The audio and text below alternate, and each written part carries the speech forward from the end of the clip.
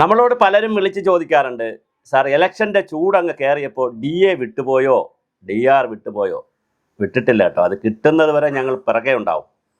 അതിപ്പോൾ ഏത് ഗവൺമെൻറ് വന്നാലും ഞങ്ങൾ കൂടെ ഉണ്ട്, ഒപ്പമുണ്ട് എന്ന് പറയുന്ന പോലെ.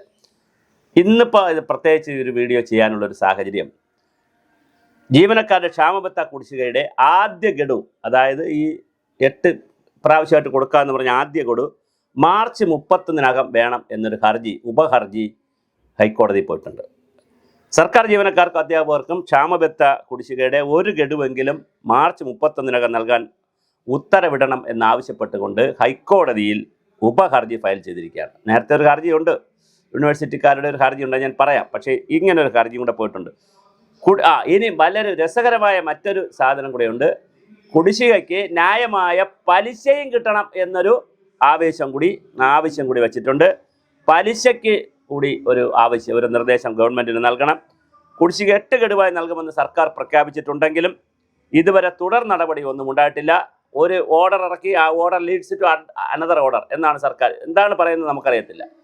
എന്താണ് ധനകാര്യമന്ത്രി ബാലഗോപാൽ ഉദ്ദേശിച്ചത് നമുക്കറിയത്തില്ല.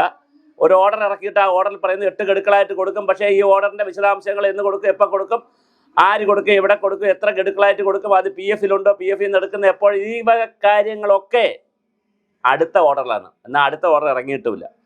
അപ്പോൾ അതുകൊണ്ട് 8 ഗഡുക്കളായി നൽകുമെന്ന് സർക്കാർ പ്രഖ്യാപിച്ചിട്ടും ഇതുവരെ തുടർ നടപടി ഉണ്ടായില്ല എന്ന് ആരോപിച്ചിട്ടാണ് ഉപഹർജി നൽകിയിരിക്കുന്നത്. ഹർജി തിങ്കളാഴ്ച ജസ്റ്റിസ് ബിജു എബ്രഹാമിൻ്റെ കോടതി പരിഗണിക്കും. അപ്പോൾ നാളെ വളരെ പ്രധാനപ്പെട്ട ഒരു ദിവസമാണ്. Federation of all Kerala university employees organisation സംസ്ഥാന പ്രസിഡന്റ് കൊടുത്ത കേസിലാണ്. അങ്ങനെ ഒരു കേസുണ്ട്. അതിൻ്റെ ഉപഹർജിയായിട്ടാണ് കൊടുത്തിരിക്കുന്നത്. 2021 ജൂലൈ മുതലുള്ള DA കുടിശ്ശികയാണ് ജീവനക്കാർക്ക് നൽകാനുള്ളത്. DA കുടിശ്ശിക എന്ന് പറയുമ്പോൾ DR കുടിശ്ശികയുമുണ്ട്. അപ്പോൾ തീർച്ചയായിട്ടും ഒരു ഉത്തരവിറക്കി എന്നുള്ളതല്ലാതെ വളരെ വേഗമായിട്ടുള്ള ഒരു വ്യവസ്ഥയും വെള്ളിയാഴ്ചയും ഇല്ലാത്തൊരു ഉത്തരവ്, വെള്ളിയാഴ്ച വ്യവസ്ഥയൊന്നും ഇല്ലാത്തൊരു ഉത്തരവ് ഇറക്കി എന്നുള്ളതല്ലാതെ, ആ ഉത്തരവ് അടുത്തതിലേക്ക് ലീഡ് ചെയ്യും എന്ന് മാത്രം ഒരു സെൻറ്റൻസ് പറഞ്ഞുകൊണ്ടുള്ളൊരു ഉത്തരവ് ഇറക്കിയതല്ലാതെ ക്രിസ്റ്റൽ ക്ലിയർ ആയിട്ട് ആദ്യ ഗഡു എന്ന് കൊടുത്തു തുടങ്ങുമെന്നും അവസാന ഗഡു എന്ന് കൊടുത്ത് തീർക്കുമെന്നും, അല്ലെങ്കിൽ ഏത് മാസം അല്ലെങ്കിൽ എത്ര പീരീഡ് കൊണ്ട് തീർക്കുമെന്നും, അത് 6 മാസം, 1 വർഷം, 2 വർഷം, 3 വർഷം, എത്ര വർഷം കൊണ്ട് തീർക്കുമെന്നും, ആ തുക PF-ലേക്ക് പോയാൽ എപ്പോൾ PF-ൽ നിന്ന് വിഡ്രാ ചെയ്യാൻ പറ്റുമെന്നുമുള്ള വളരെ ഡീറ്റെയിൽ ആയിട്ടുള്ള ഉത്തരവ് ഇറക്കാതിരിക്കുന്നിടത്തോളം കാലം ഉദ്യോഗസ്ഥരെ പറ്റിക്കലാണ്, ജീവനക്കാരെ, പെൻഷൻകാരെ പറ്റിക്കലാണ്. ആ തട്ടിപ്പ്, ഉഡായിപ്പ് വളരെ മനോഹരമായി ചെയ്തിരിക്കുന്നു. അതിനെതിരെയുള്ള ശക്തമായ പ്രതിഷേധം എല്ലാ സർവീസ് സംഘടനകളും, എസ്പെഷ്യലി ഇപ്പം രസകരമായ കാര്യം, എന്നെ ഒരുപാട് KGOയുടെ ആളുകളും NGO യൂണിയൻ്റെ ആളുകളും ഒക്കെ വിളിച്ചാണ് ഇപ്പോൾ അഭിനന്ദിച്ചത്. നേരത്തെ പ്രതിപക്ഷക്കാരാണ് അഭിനന്ദിച്ചുകൊണ്ടൊക്കെ ഇരുന്നതെങ്കിലും ഇപ്പോൾ ഏറ്റവും കൂടുതൽ അഭിനന്ദിക്കാൻ വിളിക്കുന്നത് KGOയുടെയും NGO യൂണിയൻ്റെയും വളരെ ഉത്തരവാദിത്തപ്പെട്ട പല നേതാക്കളും നമ്മളെ വിളിച്ച് അഭിനന്ദിക്കുകയാണ്. സാർ, ഞങ്ങൾക്കിത് പുറത്തു പറയാൻ കഴിയത്തില്ല, ഞങ്ങൾക്കിത്. അവർ വേറൊരു കാര്യം കൂടെ എന്നോട് പറഞ്ഞു, അതാണ് എനിക്ക് വളരെ കൗതുകവും രസകരമത്. ഞാനൊരു കൗതുകത്തിന് വേണ്ടി പറയണം. അവർ പറഞ്ഞു, സാർ, ഞങ്ങളെ ഗവൺമെൻറ്റാണ് ഇനി വരികയാണെങ്കിൽ അവന്മാർ തരുമെന്നും ഒരു പിടിയുമില്ല, ഇനി മറ്റവന്മാരാണ് വന്നെങ്കിൽ, ഇതേ ഭാഷയാണ് പറഞ്ഞത്, മറ്റവന്മാരാണ് വന്നെങ്കിൽ സമരം ചെയ്ത് അടിച്ചെങ്കിലും മായ്ക്കാമായിരുന്നു. എന്തൊരു തമാശയാണെന്നറിയാവോ? ഇടതുപക്ഷത്തിലുള്ള സർവീസ് സംഘടനാ നേതാക്കൾ പറയുന്നു, ഞങ്ങളുടെ ഗവൺമെൻറ് വീണ്ടും വന്നാൽ തരാൻ ഒരു സാധ്യതയും കാണുന്നില്ല, നീട്ടി പോവുകയുള്ളൂ. അപ്പുറത്തെ ഗവൺമെൻറ് വന്നാൽ, UDF വന്നാൽ അവന്മാരെ നിന്ന് വഴക്കുണ്ടാക്കി അടിച്ചെങ്കിലും മേടിക്കാം. അപ്പോൾ കോൺഫിഡൻസ് കൂടുതൽ UDF വരുന്നതിനോടാണ് എന്നാണ് ഇടതുപക്ഷ നേതാക്കളായിട്ടുള്ള സർവീസ് സംഘടനാ നേതാക്കൾ പറയുന്നത്. ഇതൊരു വല്ലാത്ത വിരോധാഭാസമാണ് കേരളത്തിൽ. എനിക്ക് ഡൈജസ്റ്റ് ചെയ്തില്ല. അപ്പോൾ സാർ ആരോടും പറയരുത്, ഞങ്ങളെ പേരൊന്നും കോട്ട് ചെയ്യരുത്. അത് നമ്മളിത് യൂണിയനിലൊക്കെ നിൽക്കുന്ന, അല്ലെങ്കിൽ അസോസിയേഷനിലൊക്കെ നിൽക്കുന്ന വളരെ പ്രധാനപ്പെട്ട സ്ഥാനത്തിരിക്കുന്നവരാണ്. അപ്പോൾ ഞങ്ങളിത് പറഞ്ഞൊന്നും സാർ പറയും. സാറിനോടുള്ള ആ വീഡിയോ ചെയ്യുന്ന ഒരു ഇൻറ്റഗ്രിറ്റി, സിൻസിയാരിറ്റിയൊക്കെ കണ്ടിട്ടാണ് ഞങ്ങളിത് പറഞ്ഞത്. അപ്പോൾ വളരെ പ്രധാനപ്പെട്ട ഒരു കാര്യമാണത്. തീർച്ചയായിട്ടും അത് ശരിയാണ്. LDF ആണ് ഇത് കഴിഞ്ഞ 5 വർഷമായിട്ട് ഇത് ഇഴച്ചഴച്ച് കൊണ്ടുപോയി. സർവീസ് സംഘടനകൾക്ക് സമരം ചെയ്യാനും പറ്റിയില്ല. യഥാർത്ഥത്തിൽ നന്നായി സമരം ചെയ്യുന്നത് NGO യൂണിയനും KGOക്കാരും ഒക്കെ ആണല്ലോ സമര സംഘടനകൾ. മറ്റുള്ളവരങ്ങനെ സമര സംഘടനയല്ലല്ലോ.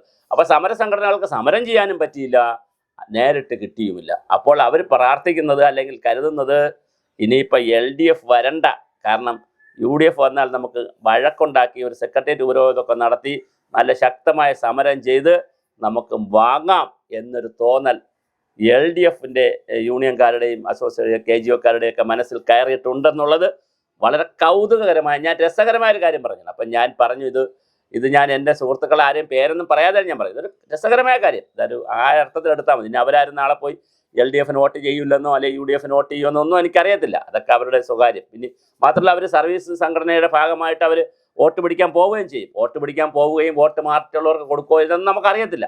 പക്ഷെ എന്തായാലും വളരെ രസകരമായ ഒരു കാഴ്ചയാണ് ഇപ്പോൾ കാണുന്നത്. ഈ മാർച്ച് 31 എന്ന് പറഞ്ഞാൽ 2 ദിവസമേ ഉള്ളൂ. 31 വളരെ കൃത്യമായി എന്ത് പിടിക്കണമെന്നാണ് പറഞ്ഞിരിക്കുന്നത്. അതായത് നമ്മുടെ മറ്റേ ഇതുണ്ടല്ലോ DAയും DR കിട്ടണമെന്നും, ഒരു കുടിശ്ശികയെങ്കിലും കിട്ടണം, ബാക്കി 7 എണ്ണം തുടർച്ചയായിട്ട് കിട്ടിയാൽ മതി, 1 എണ്ണം കിട്ടണമെന്നും പലിശ കിട്ടണമെന്നും ചോദിച്ചിട്ടുണ്ട്. അപ്പോൾ ഇതൊരു വളരെ രസകരമായൊരു ചോദ്യമാണ്, രസകരമായൊരു കേസാണ്. ഇത് നാളെ തിങ്കളാഴ്ച അത് വാദം കേൾക്കുന്നുണ്ട്. ഇനി ഒരു ദിവസത്തിനകത്ത് ഓർഡർ ഇടുമോ, അങ്ങനെ ഓർഡർ ഇടാനുള്ള സാധ്യത ഉണ്ടെങ്കിൽ അത് വലിയൊരു വിപ്ലവകരമായൊരു ഓർഡർ ആയിരിക്കും. പക്ഷെ സമയം താമസിച്ചു പോയി എന്നുള്ളൊരു പ്രശ്നം അതിനകത്തുണ്ട്. എന്നായാലും ചിലപ്പോൾ കോടതിക്ക് അങ്ങനെയൊന്നുമില്ല, ഉത്തരവ് ന്യായമാണെന്ന് തോന്നിയാൽ ഉത്തരവിറക്കും. അങ്ങനെ ഉത്തരവിറക്കിയാൽ സർക്കാർ വീണ്ടും ഒരു പ്രതിസന്ധിയിലേക്ക് പോകും. വളരെ രസകരമാണ്. അപ്പോൾ നമ്മുടെ ഗൗരവതരമായ ഒരു കാര്യമായി DAയും DRും വീണ്ടും ഉയർന്നു വരുന്നു.